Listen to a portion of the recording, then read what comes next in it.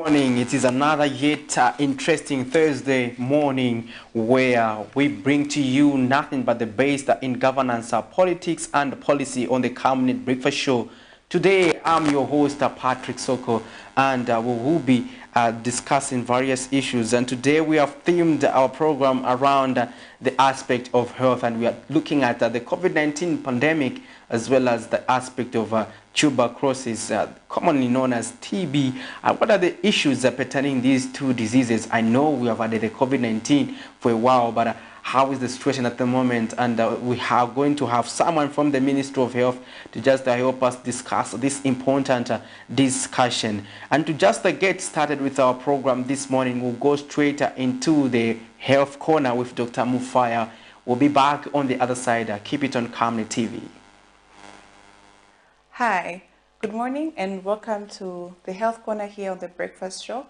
I am Dr. Nakuyana Mfaya. So this week we have been talking about cervical cancer, and we mentioned that cervical cancer is a cancer that occurs in the cervix or that affects the cervix.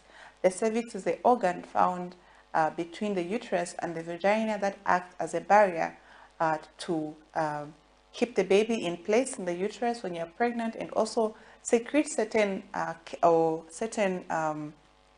chemicals or certain fluids that keep the vagina moist, and also prevent infections in the vagina and also the uterus. Now, we also mentioned that there are certain causes of cervical cancer, such as the HPV virus, which is the most common cause of cervical cancer, and it's called the human papilloma virus. And there are different subtypes of this virus, and the most common ones that cause cervical cancer are 16, 18, and 45. Then we also mentioned that there are certain risk factors, such as tobacco smoking, having multiple sexual partners, and exposure to radiation that can lead you to having cervical cancer. And also people who are immunosuppressed, such as those living with HIV and having other conditions that are suppress the immune system, can lead you to having cervical cancer. Then we also mentioned some of the signs and symptoms. We said people with cervical cancer may experience dyspareunia, which is pain when having sexual intercourse, and also postcoital bleeding, which is bleeding after sexual intercourse. They may also experience abnormal uterine bleeding, where they bleed in between the periods. They may also have other symptoms such as back pain and even coughing, because maybe the cancer has spread to the bones or to the lungs. Then we mentioned that cervical cancer can be diagnosed in the hospital. You can do a pap smear that can help to check if there are any abnormal cells in the cervix, and also a biopsy that can be able to check if they are cancer cells or if the abnormal cells are cancerous. Now, it can be treated, and we can use several treatment options that can help to treat or cure the cervical cancer, depending on the stage at which the cancer is at. Some of the treatment options are chemotherapy, radiation therapy, and surgery, and all these are available in the hospital, and depending on the stage, then you'll be advised on what type of treatment option are available for you. Now, how can you prevent yourself from having cervical cancer? There are certain things that you can do in your lifestyle, that you can make lifestyle changes that can help you to live a better life and prevent cervical cancer. So number one is that you have to reduce the amount of, or you have to reduce having multiple sexual partners. So stick to one sexual partner and do not have multiple sexual partners, because you will end up getting STDs, and you will end up getting the human papilloma virus that can lead you or make you at risk of having cervical cancer. Number two is that if you smoke, you have to stop smoking or quit smoking tobacco, because it increases your chances of getting cervical cancer. Number three is that you need to get screened at least every 3 years. So for women who are 21 years and above, make sure that you get screened and get yourself screened so that you can check if there are any abnormal cells in your cervix, and so that this cancer can be found early. If it is found early, then it can be treated early, and it can increase your chances of survival from cervical cancer. The other thing is that you need to take your girl children to get the HPV vaccine. There's a vaccine available called HPV vaccine that is given to girls between the ages of 13 and 14 in all our hospitals and clinics. That can help to prevent the girl child from having cervical cancer. So make sure you take your children, your girl children, to get the HPV vaccine if they are not vaccinated already. Then there are other things that you can also do to prevent yourself from getting this cancer, and that is eating a healthy lifestyle or eating a healthy diet. So if you eat healthy, you are increasing your chances of not getting diseases. And so make sure that you eat healthy. If you're not eating healthy, then you need to start eating healthy.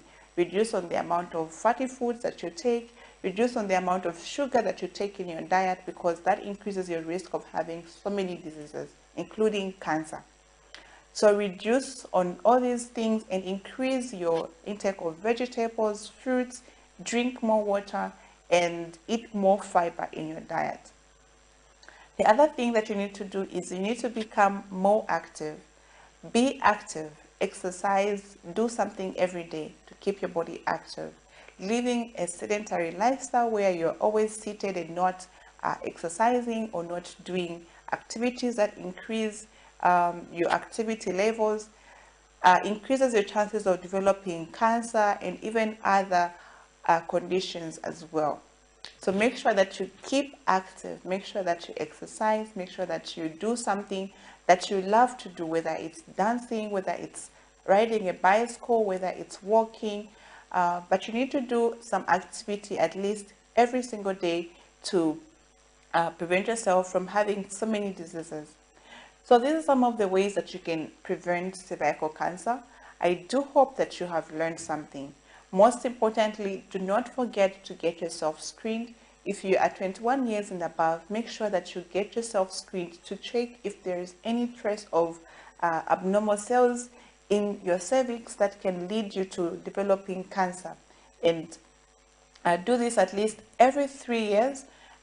From the age of 21, make sure you are getting screened at least every 3 years for cervical cancer.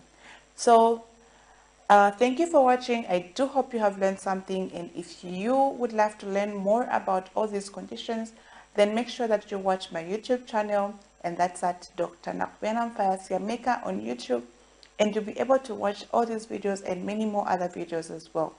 So thank you for watching, and I'll see you again next week. Have a lovely weekend. Well, there you have it. That was a Dr. Mufaya. There, she never disappoints in terms of getting us updated when it comes to health matters. Quite an interesting subject that we have been talking for quite a while now, the issue pertaining to cervical cancer. I hope you managed to learn one or two things there. It is important that you always go for cervical cancer screening to ensure that you take a proactive approach towards safeguarding your health. It is important to ensure that, especially our female folks, to ensure that you do not shun screening, because it is key towards preventing cervical cancer. That has been with us for a while now, but I'm happy to say that the Zambian government, through the Ministry of Health, has been equal to the task in terms of addressing this disease. So it's a manageable disease that you don't have to worry a lot, but the aspect of being proactive is what is important, so that you are diagnosed early, so that the treatment can start on time and you can get the necessary cure. Right now, we have to understand how the kwacha is performing against other major convertibles, and we see if we are making progress or not. Let's just look at this in terms of the money market. So the Greater British Pound is buying at a 24 kwacha 42 ngwe and selling at 24 kwacha 90 ngwe. $1 is buying at 20 kwacha 23 ngwe and selling at 20 kwacha 63 ngwe. The euro is buying at 21 kwacha 30 ngwe and selling at 21 kwacha 72 ngwe. The South African rand is buying at 1 kwacha 10 ngwe and selling at 1 kwacha 12 ngwe. So those are your money markets. So the kwacha has been on a depreciating side, and this is not conducive for the country. And talking about it not being conducive, we saw that even the finance minister, Dr. Situmbeko Musokotwane, said the pressure currently mounting on the Zambian kwacha is a direct consequence of the failure of the creditors to reach a conclusion on Zambia's debt. Dr. Musokotwane explained that most of the government budget financing comes from selling of government treasury bonds, which are mostly owned by foreign nationals who are not investing in the Zambian bonds due to uncertainties. And the finance minister says his administration has tried to convince the bondholders to invest in Zambia, but that there is fear that their bonds will be subjected to debt burden. So let's get to zoom in that story by finance minister. We'll be back on the other side as we are going to have our interview of the day.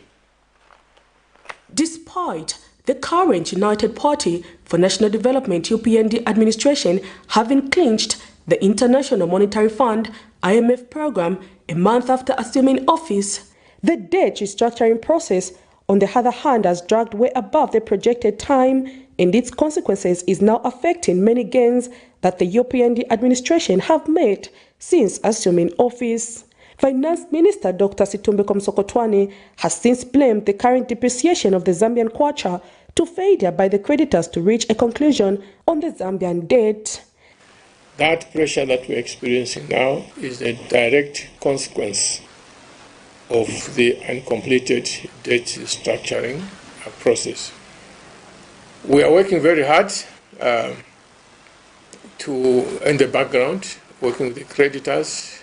We've been having a meeting with the Chinese, meeting with their bondholders, meeting with other creditors to come to some terms so that, as we have always announced, hopefully by the end of this quarter or shortly thereafter. The minister has also explained that most of the government budget financing comes from the sales of the treasury bonds, which he says the bondholders, who are mostly from outside Zambia, are now refusing to invest in the Zambian bonds for fear that their resources may be swallowed by the debt. Those who would normally put dollars in the country to buy treasury bonds, they are holding back because there's some fear that maybe their debt or the treasury bonds that they're holding will be subjected to debt restructuring. In other words, if somebody bought a Zambian bond worth, say, 1 million, and as a result of the debt restructuring, there might be a temptation to say, no, don't give them back 1 million, give them less. We've explained over and over that this is not going to be the case. Meanwhile, the finance minister also says some companies who are on the stock market have already raised interest in investing in Mopani and Konkola copper mines on the copper belt, but has withheld their names for fear of disturbing their investment on the market.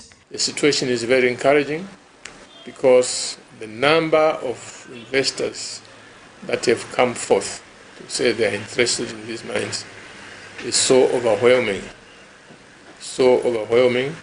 and the process now is just to let them to come take a look at what is the status of these mines. Unfortunately, I cannot name some of these mining companies that are showing interest because many of them are quoted on various stock exchanges, and by the rules of those stock exchanges, you can't just mention that. With the high cost of living, high fuel prices, depreciation of the Zambian kwacha, and lack of employment, there is a need for the Zambian government to quickly find interventions to resolve the challenges, even if the debt restructuring process drags further than it has. Prudence Chota, reporting for Camnet TV News. Welcome back. That was an interesting story there by Prudence Chota, where the Ministry of Finance, the minister himself was actually explaining issues pertaining to treasury bonds which are not performing well. This is on account that mostly held by foreigners, and that they are not willing to invest in the Zambian bonds, and that is constraining the Zambian kwacha. But right now in studio, I've been joined by Mr. Zach Zimba, who is a clinical officer, General Ministry of Health under Lusaka District Health Office, to help me discuss various issues pertaining to the COVID-19 and also the issues pertaining to tuberculosis, among other health issues. Welcome to the program, sir. Thank you so much. It's a wonderful pleasure to be here. We are glad that you honored our invitation. Thank you, sure. Yeah, to just get started, we want to understand, first of all, should Zambians still get worried over the COVID-19? Do we still have the COVID-19? We are seeing a lot of laxity. All right, for sure. That's why this opportunity has been presented to us from the Ministry of Health, as well as the healthcare providers, to just sensitize people that we are still having this COVID pandemic. It's still a disease. It's here to stay. And it's one way of us as the ministry to get this, utilize this opportunity to sensitize people about it, so that people can get vaccinated and obviously prevent severe forms of the disease. Interesting. But we have been talking, as a country, we've been talking the issues pertaining to vaccination. Sure. First of all, is it even necessary for someone to vaccinate, Mr. Mainza? Yes, it is very necessary. Actually, the whole goal of vaccination is, for one, to prevent themselves from having a severe form of that disease. Not that when you're vaccinated, you become completely immune, or rather, you may not have that disease, which is COVID in this case. But if you've noticed, when we look back from the years like 2019, when the pandemic started, we had recorded a high number of deaths. Yes. We had a high number of morbidities, people that were severely ill from this disease. But those, from the moment vaccination was introduced, we've seen that morbidity rates have dropped, rates of deaths have also dropped. So, which means that vaccination campaign is really helpful in combating this disease. Interesting, but we still see that some people are quite hesitant in terms of getting vaccinated. But what would you have to say to those who are reluctant to say, I don't want to get vaccinated, and those who maybe still be holding on to the myths that were actually dispelled through awareness? Okay, to those people that are still hesitating to come for the vaccination, we have a message for you. COVID, once again, is still there. It's not gone. It's not a disease that just came for a year or two and left. We are still recording cases, though we're not recording the cases as high as they used to be because of the active vaccination program. But the whole goal of vaccination is to ensure that everybody is protected from having these severe forms, or from having severe morbidity rates, or rather severe effects of this disease. Interesting, but do we have choices like what the available vaccinations in terms of that we have, the different types of vaccines that we have as a country? That someone has a choice to have, say, I don't want Johnson, I want this, I want it. What are the vaccinations that are available in Zambia? Okay, so the few that we have Sinopharm, we have Moderna, we have the Pfizer vaccine. We also have the same Johnson & Johnson. Back a few years ago, we did have AstraZeneca, but of course, most facilities have recorded that we do not have enough stock of the AstraZeneca. Yes, options are available, and we do sensitize the public, or rather the clients that come through for vaccination, about their side effects, because remember, these vaccines are a virus itself, except that they're not really a live virus. It's a weaker form of it that's just there to awaken the immune system and make it respond, and so that if in case you are exposed to the actual, or rather the live virus, the immune system will be able to fight it. Interesting. Some people are concerned about the safety of the vaccines. Can you speak to that? Is it safe to take a vaccine? Are the vaccines that we have in the country safe for consumption? All right. Yes, the vaccines are safe. side effects are there, and it's what our responsibility. It is our responsibility as healthcare providers to sensitize the public about the side effects. But it doesn't mean that everybody will experience a side effect. There will be few isolated cases where one would have mild or moderate side effects of this vaccination. So it is key to note that they are very safe, and studies have been conducted, research has been ongoing concerning the vaccination, and where there are severe side effects, or rather where there are permanent damages, obviously there may be a withdrawal of that vaccine, but so far we can guarantee the community and the public out there that the vaccines are safe. We saw a drive to ensure that Zambia attains a herd immunity in terms of vaccination, and we saw a campaign that was mounted, and we saw quite a number of progress on that. Where are we at the moment in terms of vaccination? Have we done quite enough in terms of the previous targets? Yes, the last vaccination campaign actually yielded quite positive results. We have conducted mop-ups, and that's why we've seen, as of this year, from the beginning of this year, despite the weather fluctuating, the climate changes, we are recording not as much numbers as they were. So there has been significant and tremendous improvement in the statistics of people that have been vaccinated, and there's been an improvement also with the percentage of the community that has been accessed with, or rather that has been reached out for this vaccination campaign. Also now, talking about that, Mr. Azimba, first of all, are we still going to have another campaign that probably you are going to have as the Ministry of Health to ensure that you also still capture those that are probably haven't been captured, or increase the herd immunity? Yes, campaigns are underway, and where the ministry works closely with the Zambia National Public Health Institute, the ZNPHI, to ensure that we are looking at the numbers of the people that could be at risk of having this COVID disease, and those that have not been reached out. But the target is to reach out to people, to the community, as furthest as they can be, even in with people in remote areas. The goal is to make sure that we reach out to them. So for sure, we expect as much campaigns as possible, but the key messages that we conduct as healthcare providers is prevention, because it's key to mention that prevention is always better than cure. Vaccination, of course, is part of the preventive measures, but there are also other preventive measures that we are also still preaching out to the communities out there. Interesting. Now, who are the people targeted, the age ranges for the vaccinations? Okay, so mostly it's for the young ones, that is 12 years and above. That's the target. That's why in the previous campaigns, we were able to reach out even to schools to ensure that this age group is also covered up in this campaign program. First of all, let's look at the aspect of access to vaccines. How can people access them? And because others may still not be aware that how to access them. Probably, do you have special centers, mobile arrangements where people can access these vaccines?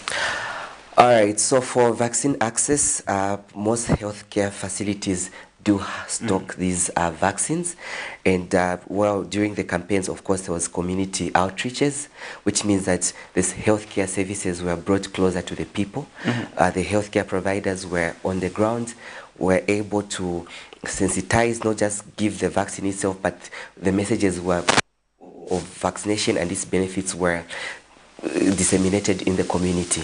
So the services were taken to the community level, and at the moment, because we're not running as much campaigns as we were, we're not as vigorous as we were, not because we are idle, but of course we are monitoring the situation. But at the healthcare level, we do have these vaccines in stock. So if at all a facility does not have this particular vaccine, a referral could be made to another healthcare facility where one would be able to receive what they would opt for. That's if information has been provided about that particular vaccination. Interesting. Before we wind up on this aspect of vaccinations, yeah.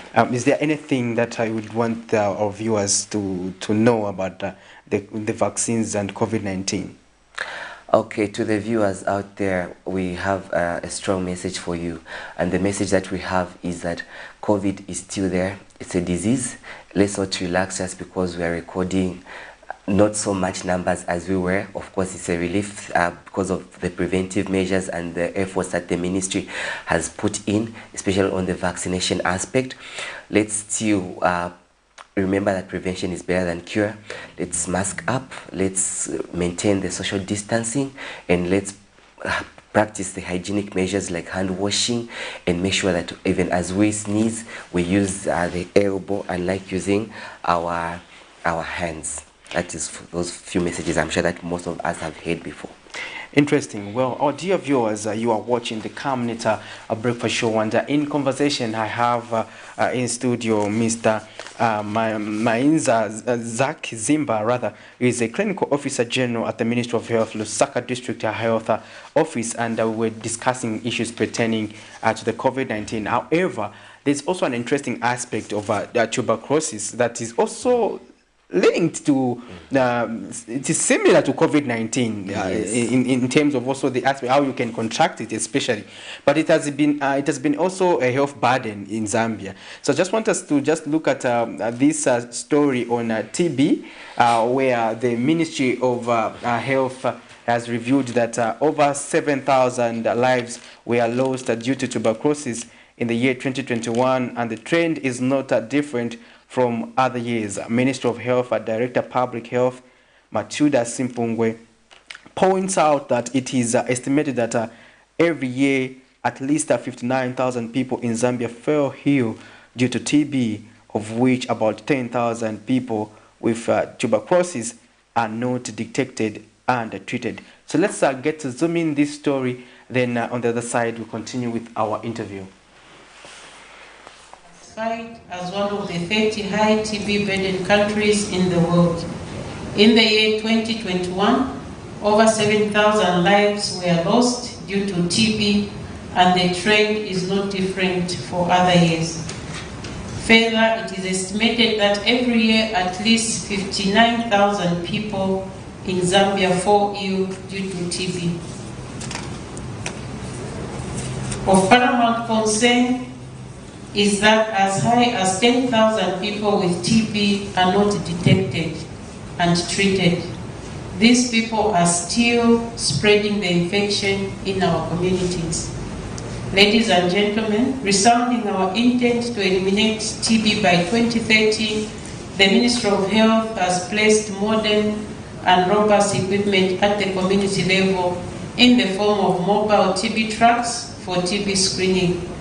These trucks are equipped with a digital chest X-ray machine and a gene expert equipment.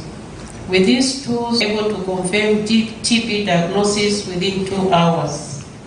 I'm also glad to inform you that the diagnostic services have been expanded to every district in the country, including the rural areas. We continue to prioritize the expansion of such diagnostic facilities to rural areas where there is a challenge with power. These diagnostic tools have not only made it efficient to diagnose TB, but equally made TB services more accessible within our communities. Ending TB requires resources. Furthermore, hard work, teamwork, commitment, determination, and emotional support are. Welcome back. Interesting story there. However, concerning figures there, the figures are alarming. If you look at how much TB is affecting this country, I think it should be affecting Zambia more than the COVID-19 pandemic. 7,000 lives annually is not a joke, for sure. Mr. Zimba. First of Yes. all, why should we get concerned over matters pertaining to tuberculosis? It is concerning, especially knowing the fact that TB has been around. Efforts have been made to fight TB. and it's not been easy to contain it fully. And 7,000 lives, it's quite a lot of lives, and we should be concerned, and we are for sure concerned as a ministry and as well as healthcare providers. First of all, people may not be aware or privy to how TB can be diagnosed. So you may discover that probably you may have those symptoms, but you're not aware. But how can someone get to know, to say, I have TB and I should be on treatment? All right. Okay. So TB, tuberculosis, it's a respiratory disease commonly, but of course there are what we call extrapulmonary forms, which means it may exist outside the lungs. It may affect any other organ, but common cases affect the lungs, which is the pulmonary tuberculosis. And how does it present? It presents with a cough of any duration. Back then we were the information was just standard that it should be 2 weeks or more, but it could be a cough of any duration. Most of the times this cough is productive, which means one is able to expel what we call sputum, and there could be a fever, night sweats, there could be a loss of appetite, there could be a loss of weight, there could just be a general feeling of being unwell. Yes, that's how one would know basically on the symptoms, and then on the signs one would be able to tell someone who's sick is, you can just look as far as a healthcare provider, you can tell that, okay, this person who's here is not feeling so well, and obviously there'll be a loss of weight, their temperatures would be high. Interesting. Now, is this same TB manageable or treatable? Yes, the good news with TB, it is curable actually. Let me use the word cure. Unlike what would discuss in COVID. COVID, of course, is no complete cure. The reason being is because it's a viral disease, it's a virus. And most viral diseases, or rather viral infections, have got no cure. They are self-limiting. They may go on their own. But with tuberculosis, it's caused by a mycobacterium. Tuberculosis, which is a bacteria, and it's curable once detected, and one starts medication as soon as possible. They may begin to feel better, and most of the duration of this treatment may go up to 6 months in adults. Studies have been shown for children, others will improve in 4 months. Yeah, I was also coming to the aspect of children. Children also at risk of contracting TB, or does it also affect them?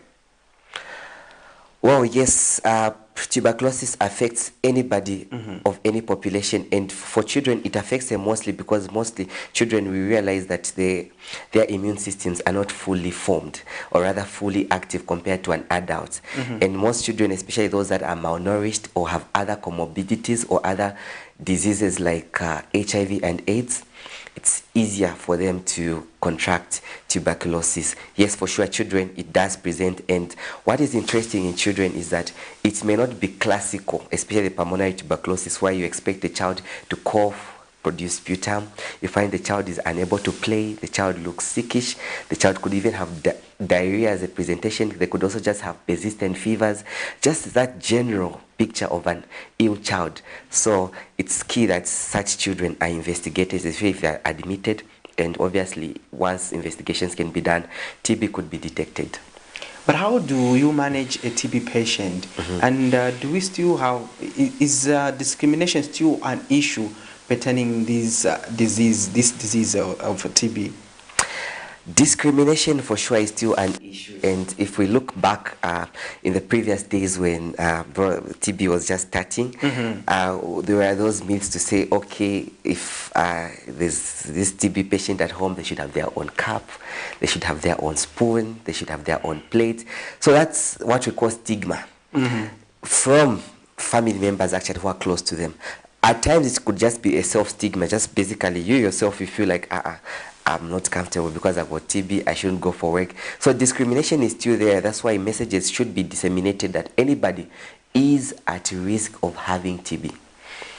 Interesting. So basically, what sort of treatment do you provide for TB and at the moment? And is it readily available in Zambia? Is it not an issue? It's not an issue. Actually, the most interesting part about TB, since we did touch on COVID, is that with tuberculosis, treatment program is highly monitored.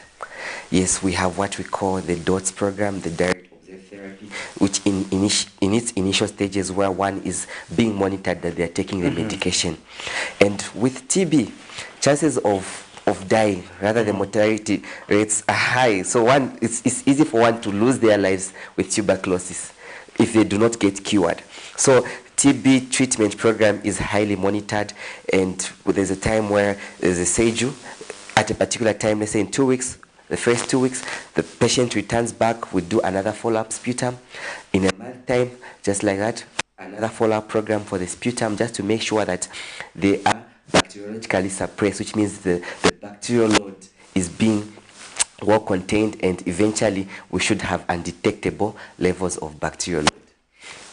I've seen in various communities where someone was on TB medication and they go back to alcohol abuse. What is the correlation between alcohol abuse and TB? Does alcohol affect your treatment or your chances of fully recovering? Yes, it does. To mention a bit about alcohol, alcohol in itself is a drug, it's a substance, and one of the major impact it has on the body itself is it does suppress the immune system. Yes, and then of course we know that alcohol is broken down by the liver, and the liver is one essential organ, or rather one vital organ that is responsible for breaking down medication as well. So if one is taking alcohol, there's a possibility of them forgetting to take their medication, because we know most people that do take alcohol, especially spirits and other strong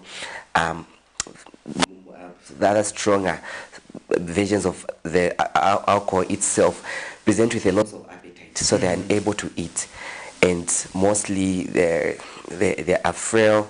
So what alcohol would do, it will affect the liver. And hence, if it does affect the liver, the capability or the capacity of the liver to be able to break down the TB medication is what is compromised in the end.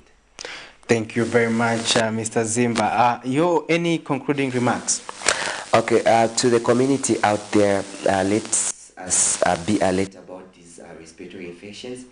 We did mention that COVID cases are still there. Let's not relax. If you're not vaccinated, ensure that you do get a vaccination. And if you were vaccinated and you received only a single dose, do visit the healthcare providers or any healthcare facility and get what we call a booster dose, so that we ensure that there's maximum protection against COVID.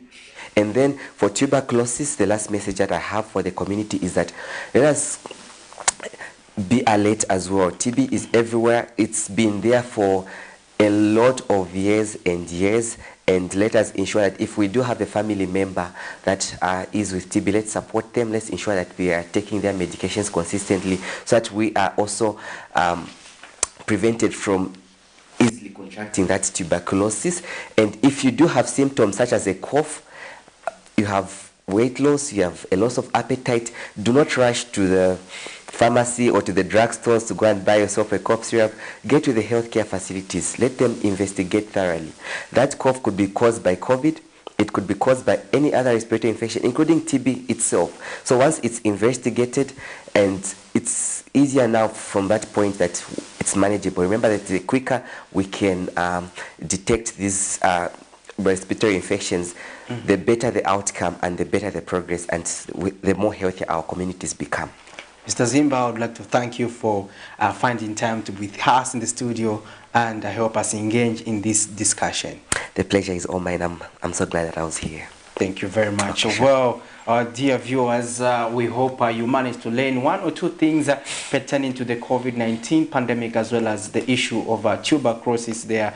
Our guest is coming from the Ministry of Health under the Lusaka District Health. He is a clinical officer general and the Ministry of Health Lusaka District rather. And just now we're going to zoom in a story where the Christian Democratic Party President Dr. Danny Pule has returned to active politics, saying he will be contesting the 2026 general election with intentions of unseating the United Party for National Development, UPND. Announcing the development at a press conference in Lusaka Wednesday, Dr. Pule says he is certain that the UPND will lose in the 2016 general election because they have neglected the people who voted for them and abandoned the godly and biblical principles. So let's zoom in this story. We'll be back on the other side. Zambia's political landscape is becoming charged as more political parties are expressing their interest in contesting the August 2026 general elections. 7 months after one of the former UPND alliance partner, Kelvin Wadafuwe, launched his own political party with the intention of being on the ballot in 2026, Christian Democratic Party leader Dr. Danny Pule has announced his returning to active politics and says he will contest the 2026 general elections with the hope of dethroning the ruling United Party for National Development, UPND. I am glad to officially announce today that our party, the Christian Democratic Party, will participate in the 2026 presidential and general elections. And I'm so glad that this is our aim as a party to participate in the 2026 presidential and general election. Dr. Pule says it is now clear that the Republican President Hakainde Hichilema and his party have failed to keep the election promises, adding that the country is now poorer than it was before the UPND took over office and that the national morals have also downgraded. It is clear to the nation that the Republican President and the ruling party have failed to keep the election promises, such as reduced cost of meal, fuel prices, electricity, jobs for the youth, reduced kwacha exchange rates against the hard currencies, unity in the country, and have clearly abandoned our Christian and cultural values by encouraging gays and lesbians in our country. The poverty levels are now higher than ever before since Zambia obtained her independence. And Dr. Pule has claimed that the UPND will lose the 2026 general elections because they have abandoned the Zambian people who voted for them and also abandoned the godly and biblical principles. The Democratic Party in government will reverse all these failures and vices.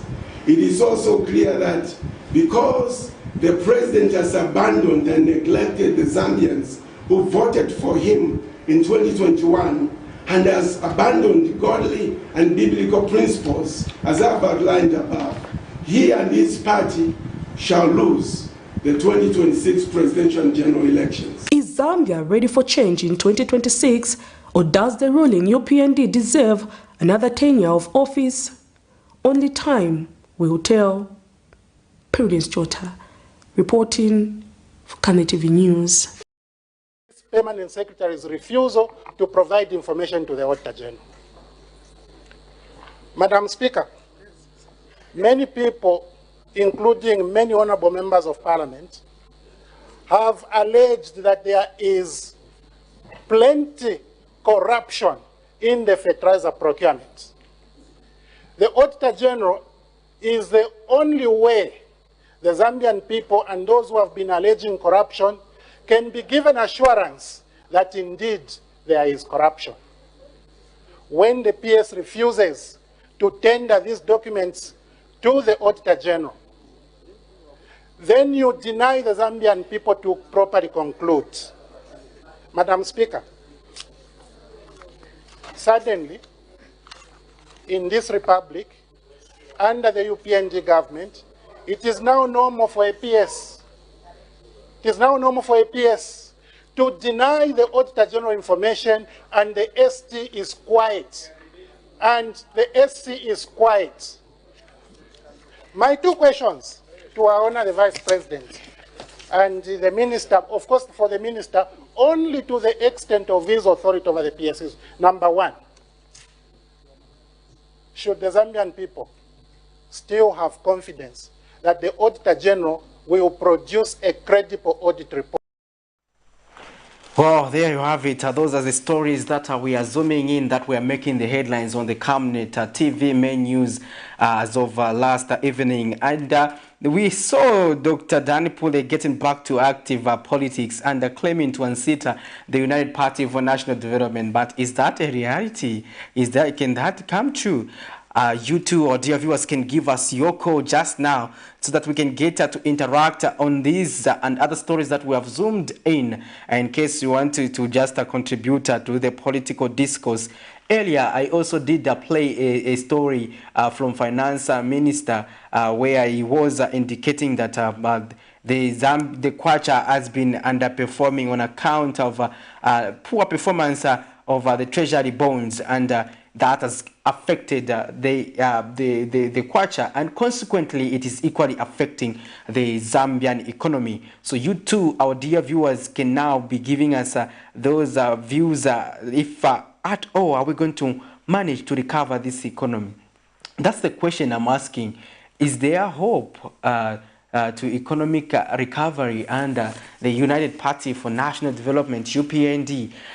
This is because on account of the issue of debt restructuring that is keeping this economy to the ground. We understand that there are various issues that are involved pertaining to this matter, but however, your views also matter on the issue pertaining to bonds. So let's also looking into other stories that would be making the headlines, and would be glad to just make sure that we get your views. The Christian Democratic Party leader, Dr. Dan Pule, who returned to active politics, feels is able to defeat the UPND. But for me, whether they are capable of doing that, that's a guess. That's a guess. You can pick your own guess, because this is because most of the political parties in Zambia, we see that they focus at a national level,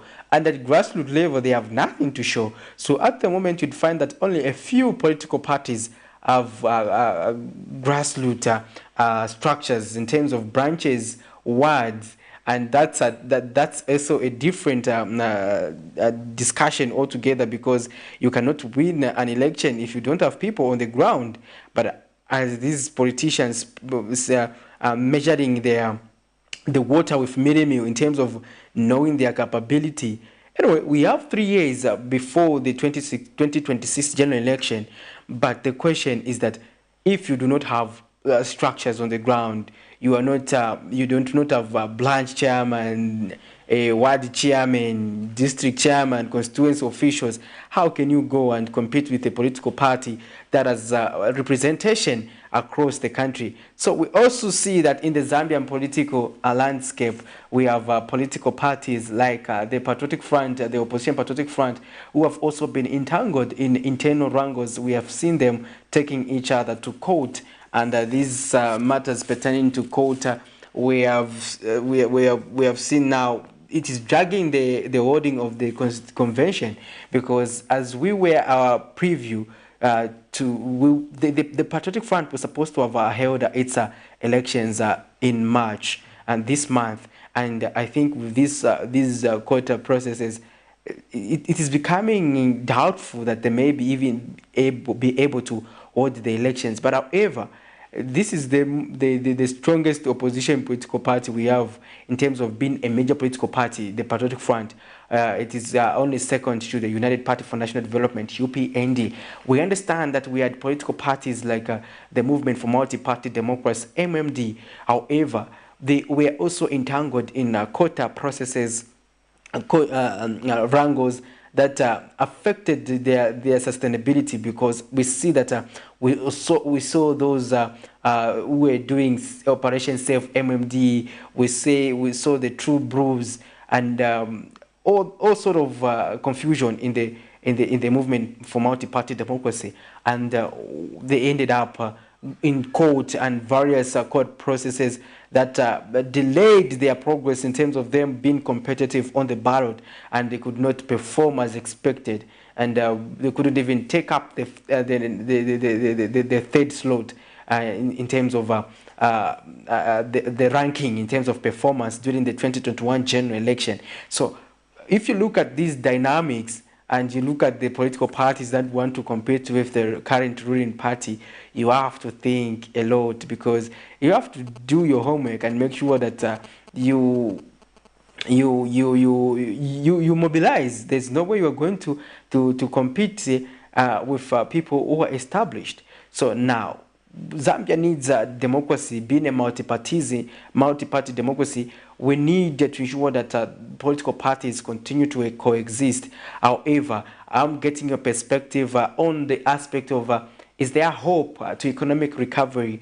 And following from what the Finance Minister, Dr. Sitombeko Msokotwane, has been saying. So we're going to just refresh your memories and play the story from Dr. Msokotwane, and also look at the story from the court where Mouse Zampa and Nixon Chilangwa, as well as the acting PF President, Given Lubinda, are in court. Let's get to refresh our memories with this story. Despite the current United Party for National Development UPND administration having clinched the International Monetary Fund IMF program a month after assuming office, the debt restructuring process, on the other hand, has dragged way above the projected time, and its consequences is now affecting many gains that the UPND administration have made since assuming office. Finance Minister Dr. Sitombeko Msokotwane has since blamed the current depreciation of the Zambian kwacha to failure by the creditors to reach a conclusion on the Zambian debt. That pressure that we're experiencing now is a direct consequence of the uncompleted debt restructuring process. We are working very hard in the background, working with the creditors.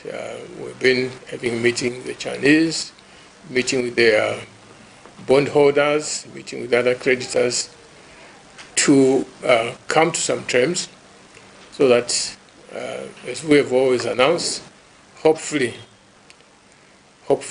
by the end of this quarter or shortly thereafter. The minister has also explained that most of the government budget financing comes from the sales of the treasury bonds, which he says the bondholders, who are mostly from outside Zambia, are now refusing to invest in the Zambian bonds for fear that their resources may be swallowed by the debt. Those who would normally put dollars in the country to buy treasury bonds, they are holding back because there's some fear that maybe their debt or the treasury bonds that they're holding will be subjected to debt restructuring. In other words, if somebody bought a Zambian bond worth, say, 1 million, and as a result of the debt restructuring, there might be a temptation to say, no, don't give them back 1 million, give them less. We've explained over and over that this is not going to be the case. Meanwhile, the finance minister also says some companies who are on the stock market have already raised interest in investing in Mopani and Konkola copper mines on the copper belt, but has withheld their names for fear of disturbing their investment on the market. The situation is very encouraging because the number of investors that have come forth to say they are interested in these mines is so overwhelming, and the process now is just to let them to come take a look at what is the status of these mines. Unfortunately, I cannot name some of these mining companies that are showing interest because many of them are quoted on various stock exchanges, and by the rules of those stock exchanges, you can't just mention that. With the high cost of living, high fuel prices, depreciation of the Zambian kwacha, and lack of employment, there is a need for the Zambian government to quickly find interventions to resolve the challenges, even if the debt restructuring process drags further than it has. Prudence Chota, reporting for Camnet TV News.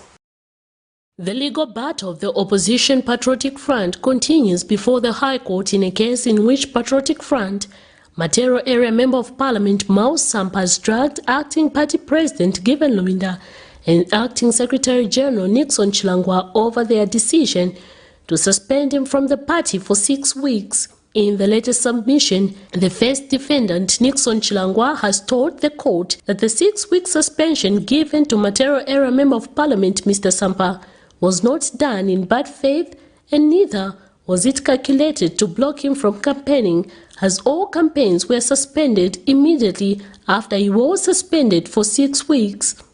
In his affidavit in opposition, Mr. Chilangwa has also argued that himself and the acting party president, Given Luwinda, are legally holding their position, contrary to claims by Mr. Sampa that they are not. Further, that Mr. Sampa misconducted himself, hence the reason for his suspension. The defendant has also submitted before the High Court that Article 61 of the party constitution gives powers to the president to take action against a member who misconducts himself. He has since urged the court to dismiss the case.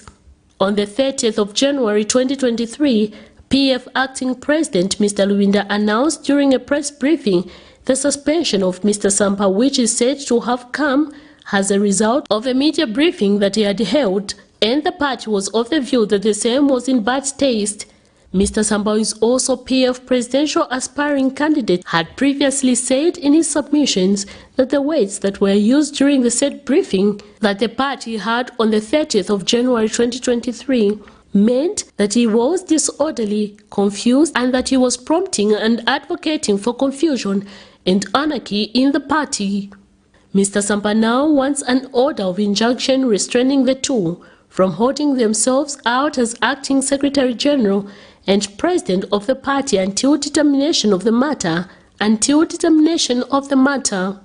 Further, that given the fact that the party has no President or Secretary General, it should proceed immediately holding a general conference to elect leaders to fill up the vacant position under the joint leadership of the Central Committee.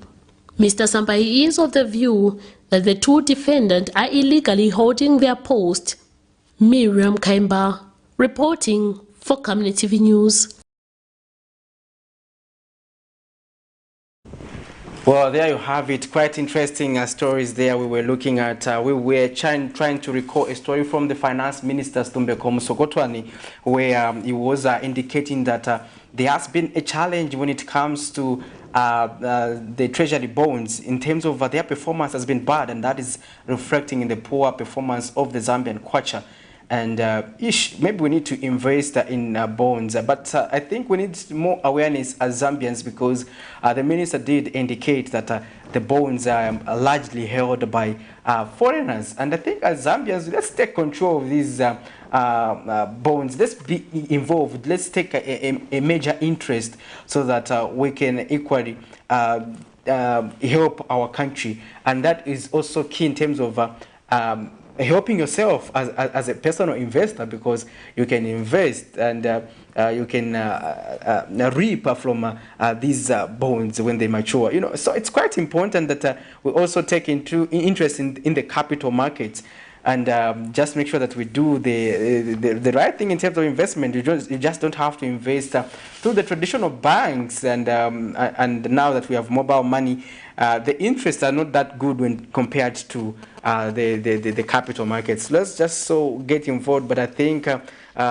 Lusaka Stock Exchange and the Security Exchange Commission have a huge role to play in terms of enhancing awareness creation, so that Zambians can highly get involved in the capital markets, because every company that is listed on the Lusaka Stock Exchange, if we are not taking interest, any other person can take an interest. They don't have to be Zambians to invest in those bonds. So let's make sure that we take an interest in the capital markets, and also make sure that we help ourselves in terms of us becoming financially stable.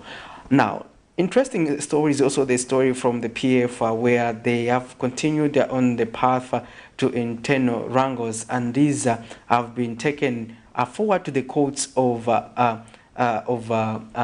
law, and that's not good, because we know that political battles must not be fought before the courts, because if you go such a route, then it is hazardous and it is not conducive, and it may affect you. You may discover that that case involving the PF may drag for a long time, and that may hinder their ability to hold the party convention. Interesting stories there we were looking at. And just now in studio, I have with me Beatrice Chabaya from the Camnet Academy, Newsroom Academy. Welcome. Thank you very much, sir. Interesting stories there. What have you picked so far in terms of the stories we're looking at? It's the story on the ARVs, actually the one which ran yesterday. Yes. So there's this thing where the country is going to have like a consignment of injectable ARVs actually that are coming in the country in October. So that thing is really interesting. Yeah. You know, these are going to act as the prevention for those who don't have the HIV virus in order to prevent themselves from getting the virus. So that's the story that you did. Is it yesterday or the day before yesterday?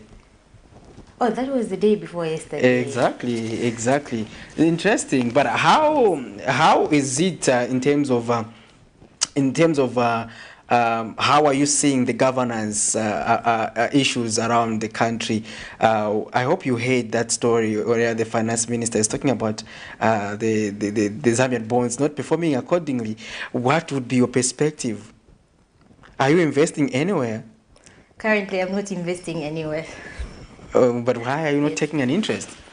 Okay, let me not say investing anywhere. Maybe informally, yes, I am investing informally in a piggy bank. If that is considered to be an investment, yes. Interesting, in a piggy bank. Anyway, when the Bank of Zambia and FSD will tell us to say no, any form of saving is okay. You just have to make sure that you save. But what are you focusing on in the news business? As Beatrice Chavaya. As Beatrice Chavaya. And how are you finding your stay? How are you coping up with the industry? The industry is quite interesting. Yes. So what I'm focusing on the news business is is not really on, let me not say not really on governance issues, yes, because I also have an interest in that, but mostly on issues to do with the community, things that are affecting the communities, because the media are the ones who put out those issues so that the people are aware of what is happening in the community. There's been stories pertaining to flash floods that have affected several parts of the country. How have you been following up on those matters, and how is the situation? Is the situation improving now that at least we had a spell of rains at least for a week? Yeah, so currently the situation is improving. Yeah, I remember I've done a lot of flood stories, like quite a number. Yeah, and when the flash floods began, there was trouble. There was actually trouble. Some houses were submerged in water. Some crops were destroyed, movements were hindered because some school children could not go to school. I remember in Lumezi, I heard a story on the radio that some schools were actually submerged. Hospitals, like in Kamola South, some were submerged in water. So everything was destroyed. But then now, with the help of Lusaka City Council and other stakeholders, they were pumping out water. So now we've seen quite an improve. And also because there have not been any heavy rains lately. Interesting. Let's also look at what the Lusaka Province Minister showed me as a challenge that people of Garden Compound in Lusaka to stop the habit of littering drainages in the area. This has been a major contributing factor to flash floods that have left many families homeless. Let's get to zoom in that story. We'll be back on the other side.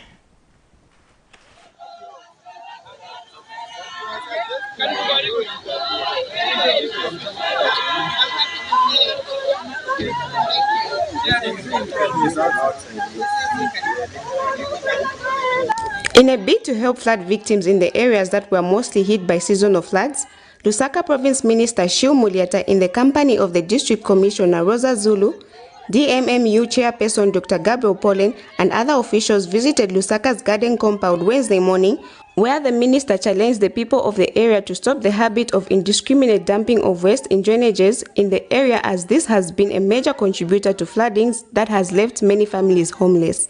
The minister, who spoke when she donated food relief to the affected, also says flooding has also contributed to the contamination of drinking water, a situation which the government is working to address. She says there is need for mindset change if the challenges of flooding are to be addressed. All this is happening against the backdrop of our personal failures in keeping our surroundings clean and free of litter, including the unblocking of drainages that exist around our communities. Kuti madrainages stiasunga bwino tiponyamo vinyalala mu madrainages futi bamene vinyala ventiponya futi vileta matenda mumwenso. It must therefore be incumbent upon each one of us to do our part and adhere to the guiding principles that disaster management is everyone's responsibility. Balicho bonse tipakireko nzeru. Bonse tipakireko nzeru kuti tikazipaka nzeru pamozi na waboma kuti kulinganiza kuna malamulo ne bafaka boma kuti tikazinkala mwa udongo ndipo mwa ukilingi. Ladies and gentlemen, while it is important to remind ourselves of the individual responsibility to do our part in disaster management within our communities. And District Commissioner Rosa Zulu has encouraged the people not to sell the donated food products to anyone as it is meant for their aid. In our homes, isn't it? What we are going to give you, you don't have to sell. Some of the people you give them minimum, they get the bag, they go and sell. No, half they will take home, half they will sell. Don't do that. If you are found, just to know that in my district, I will make sure that the next time you are not going to be attended to. Honorable Member of Parliament, let us make sure that our people, when they are given things, they should make sure. And some beneficiaries have expressed gratitude towards the government and other stakeholders for rendering help at a time of need. Nomba ifatu alisalo mwana wa mano ngafile Solomon achitreshani alombela mano kulilesa. Mwelesa mwipele fya kufuala. Mwipele chuma. Lelo mpeni chinshi amano. Bantu amano ya chingilila ya chitreshani abaya kuata ngomwana wa mwatupela. Adrian Banda. Nde mtotela. Zahiri nde mtotela.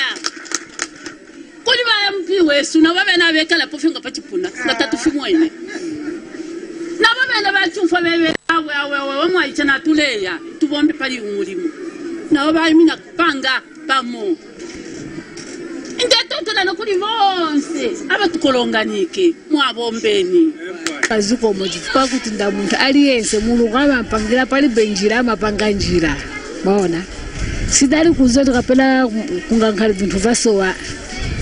Wow. Sabati ya mikame ali kusogolo apitilile mpadoa ili kupeza kwa problem mosa tia mikakulia sogoleri ya chamani ya vaisi ya sekretari ose chapi but tumaya mika mzina rais. Sampa Mulenda reporting for Camnet TV News in Lusaka.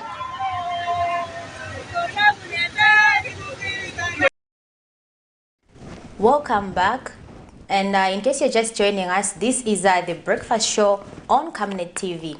Quite an interesting story we just saw there where the minister was actually donating food to areas, to residents in areas who are affected by flash floods. Yes. Yeah, so the residents are quite happy with the gesture that the government did, where Muliata, they donated. And also, I got some interesting thing where the minister was urging the people in the area not to start selling the foods that they've been given. Because, you know, there might be situations or instances where they give them bags of mini meal and then they go and resell them and not actually use them for their own consumption. But if I have 3 bags of mini meal, you don't want me to use to give out the other one?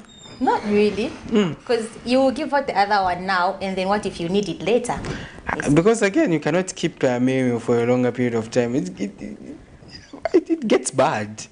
Yes, but still, I'm sure those were not giving 3 bags of mini meal per family. Maybe they're just giving 1 because they also know that if you keep mini meal for a long time, it will definitely go bad. Yeah, you may have a point there, but quite interesting perspectives there that were brought out by the district commissioner, where she was emphasizing the need for people to make sure that they do not sell the branded meal that they have been given from the disaster management and mitigation unit. We have seen that tendency in the past where people would be selling that branded meal that they have been given, and some of them, you'd find that you are not even supposed to be among the list of the beneficiaries. Because of your political connection, you put your name there, and at the end of the day, you get something. You get about $5. You have nothing to do with them. What do? You go and sell. Yeah. So those are the tendencies we used to witness previously. But I hope those people are really affected and know that we've been covering issues pertaining to flash floods and that have affected several families in Lusaka and across the country in general. But we saw that. They had to intervene and provided some food stuff to just make sure that the families are cushioned. The other thing I've also learned about these issues pertaining to disaster management and mitigation response is that the aspect of counseling services is not really factored in. This is because if you look at issues like disasters or hazards, no, for now we have never recorded a hazard, even under this rainy season. These are just hazards.